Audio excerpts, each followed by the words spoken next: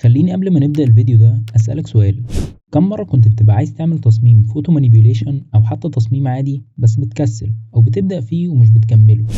وده غالبا بيبقى عشان انت عايز تلاقي ستوكات صور جاهزة بالوضعيات اللي انت محتاجها في الديزاين، وخليني اقولك ان ده من الصعب جدا انه يحصل او على الاقل مش في كل الصور. عشان كده في الفيديو ده هتعرف ازاي تستغل كل الصور اللي معاك عشان تكون المشهد اللي في دماغك، عن طريق اننا هنشرح ازاي حولنا الديزاين من كده لكده. فلو عايز تعرف عملنا كده ازاي اتفرج على الفيديو للاخر، ومتنساش تعمل لايك وسبسكرايب وانزل بالانترو. أنا مصمم مش ماشي قبل ما تتكلم.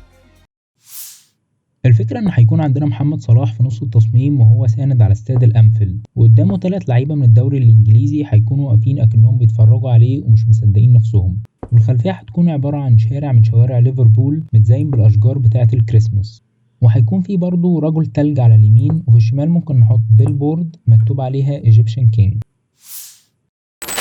طب يا جماعة دلوقتي هنبدأ نعمل بريك داون للديزاين. قبل ما نبدأ بس عايز اقول حاجة، هو ان كل الصور اللي انا هستخدمها عشان اعمل الديزاين ده هتلاقيها موجودة في الديسكريبشن تحت، تقدر انك تحمل الصور دي وتبدأ تتابع معايا. اول صورة خالص هنستخدمها هي الصورة بتاعت المباني والطريق دي، وللعلم الصورة ما كانتش كده، الصورة كان فيها سما كده فوق، بس انا ابتديت ان انا احددها واشيلها. طب حددتها ازاي؟ من قائمة سيلكت ابتديت ان انا اروح على السكاي ودوست عليها وابتديت ان انا احددها وامسحها بالشكل ده، وضفت صورة السما دي. ولان صورة السما دي موجودة بالليل وانا عايز المود كله يكون نايت كده او بالليل، فلازم اغمق الصورة بتاعت المباني دي. فاخدت منها كوبي وابتديت ان انا اغمقها بالسوليد كالر ده، عملت له كليب ماسك على الشكل، وابتديت ان انا اعمل لها جازيان بلور بالشكل ده. بعد ما خلصنا هنحط الصورتين في جروب، ونبدأ ان احنا من كيرفز نبدأ ان احنا نغمقهم بشكل اكبر. بعد كده بالكالر بالانس نودي الالوان بتاعتها ناحية الصيان والازرق شوية، ومن الليفلز هنبدأ ان احنا نغمقهم بشكل اكبر. هنلاحظ ان مثلا فوق هنا في شوية حاجات لسه فاتحة شوية كده بالمنظر ده،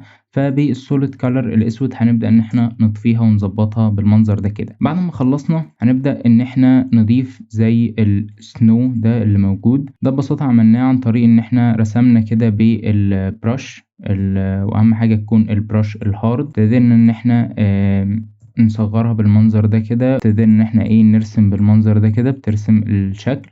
وبعد كده جبنا صورة السنو دي وعملنا لها كليب ماسك على الشكل بالمنظر ده كده، بس في النهاية هتطلع معانا بالشكل ده. ممكن برضو ان احنا نيجي بالبرش السودا ونكون عاملين كليب ماسك عشان نبدأ ان احنا نغمق الاجزاء من فوق شوية. وهنجيب صورة السنو دي بالمنظر ده كده، ونعمل لها كليب ماسك على الشكل بتاعنا. وهنجيب صورة التلج ونبدأ ان احنا نعمل له ماسك، ونبدأ نعكس الماسك من كنترول اي ونعمل كليكات كده بسيطة عشان نديله زي فوليوم بالمنظر ده كده. ممكن برضو ان احنا نغمقه شوية ونعمل كونتاكت شادو، وبالكالر بالانس هنوديه ناحية اللون الصيان شوية. ودلوقتي هنجيب صورة دي بتاعت الشجر، هنلاحظ ان هي في الاصل كان شكلها عامل كده، فهنبدأ ان احنا نقلل الساتوريشن بتاعها شوية، ومن كيرفز هنبدأ ان احنا نغمقها سنة. برضو ممكن برضو ان احنا نعمل لها جازيان بلور بحيث ان هي هتبقى موجودة بعيدة فتبقى شكلها فيدد شوية. ودلوقتي هنضيف الصور بتاعة الشجر بالمنظر ده كده، هنحطها بشكل عشوائي. حطيناها بشكل عشوائي بالمنظر ده، هنبدأ ان احنا نضيف الشادو على كل واحدة منهم، وفي الموجودة قدام هنا دي عشان نعمل ديبس في الديزاين بتاعنا، فممكن ان احنا نعمل لها جازيان بلور بالمنظر ده كده. وعشان نخلي التون بتاعها نفس التون بتاع الديزاين، فمن كيرفز هنبدأ ان احنا نغمقهم وكالر بالانس باللون الازرق، وبعد كده نقلل الساتوريشن بتاعهم شوية، وده هيبقى شكلهم في النهاية. ممكن نعمل زي سنو كده يبقى واقع على او موجود على القمة بتاعة الشجرتين دول، فده هنعمله ازاي؟ ببساطة شديدة هنيجي بالبرش الهارد برضو نرسم الشكل ده كده. من البلندنج اوبشنز بتاعته هنروح على اداة البلند اف، ونبدأ ان احنا نعمل الشكل ده عن طريق الالت والسلكت لحد ما يظبط معانا.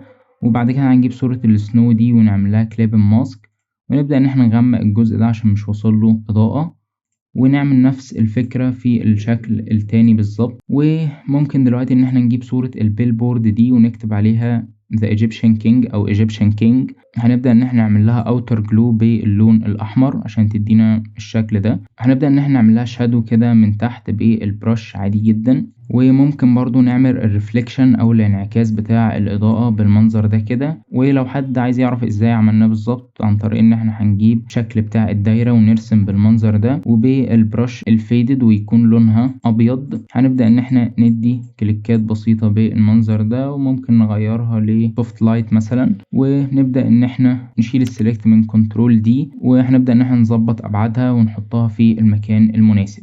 بعد ما خلصنا هنبدأ إن إحنا من كيرفز نبدأ نغمق البيلبورد شوية، وبالكالر بالانس نديها سنة صيان كده، هنلاقي إنها ظبطت معانا بالشكل ده. دلوقتي هنجيب صورة الاستاد بالمنظر ده كده. هنلاحظ إن هو ده كان شكله الأساسي، بس أنا جيت من البرسبكتيف وورب تول ابتديت إن أنا أظبط الأبعاد بتاعته. بتجيبها من إيديت وتروح على البرسبكتيف وورب، وتبدأ إن أنت تظبط في الشكل بتاعه زي ما أنت عايز. طبعا الألوان بتاعة الاستاد مش ماشية خالص مع الألوان بتاعة بقية الديزاين، فهنعمل لها كيرفز نبدأ إنها نغمقها ونقلل الساتوريشن بتاعها. بعد كده نضيف لها اللون الأزرق عن طريق الكالر بالانس. ممكن نعمل شادو من تحت بالمنظر ده كده، وده عملناه ببساطة شديدة جدا عن طريق إن إحنا عملنا نيو لاير ورحنا على اللاسو تول، ابتدينا نرسم الشكل بتاع الشادو بالمنظر ده كده. ومن قائمة edit رحنا على fill، وباللون البلاك دوسنا اوكي. وممكن نروح برضو على filter، ومن blur نختار الجازيان blur ونبدأ ان احنا نزود في قيمته شوية. ممكن لو حسينا التأثير زيادة نقلل الفيل او الاوباسيتي بتاعتها شوية. طيب دلوقتي هنجيب صورة محمد صلاح، هنجيب الصورة دي وهنظبط التون بتاعها مع الخلفية. وهنروح دلوقتي نجيب صورة تانية لمحمد صلاح، وليكن مثلا الصورة دي كده. هناخد بس الدراع بتاعه او الايد بتاعته من الصورة بالشكل ده كده، وهنبدأ ان احنا نحطها في الديزاين. هنظبط برضو الالوان والساتوريشن بتاعها عشان تمشي مع بقية جسمه. وهناخد نفس الصورة دي ونعمل لها فليب هوريزونتال الناحية التانية، ونظبط برضو الالوان بتاعتها. هنشيل ايده دي عشان تبقى حركة ايده مختلفة، ونجيب الايد دي من صورة تانية خالص ونبدأ ان احنا نحطها معانا في الديزاين. برضو هنظبط الالوان بتاعتها. لو عملنا زوم كده هنلاحظ ان الحتة دي فيها فراغ او مش موجودة. هنيجي بصورة رابعة خالص لمحمد صلاح عشان ناخد منها الجزء ده بس، تمام. ونظبط برضو الالوان بتاعته بحيث يبقى كله ماشي مع بعضه. طيب دلوقتي هنحاول نعمل زي وهج كده او اضاءة ورا محمد صلاح. دي هنعملها بالبرش الفيدد عادي جدا، وممكن نضيف تأثير بالباودر براش. الباودر براش دي ممكن تجيبها من على موقع براش ايزي، وهتلاقي لينك الموقع في الديسكريبشن برضو. في فكرة كمان جاتلي ان هو ممكن نعمل زي تاج كده فوق راس محمد صلاح.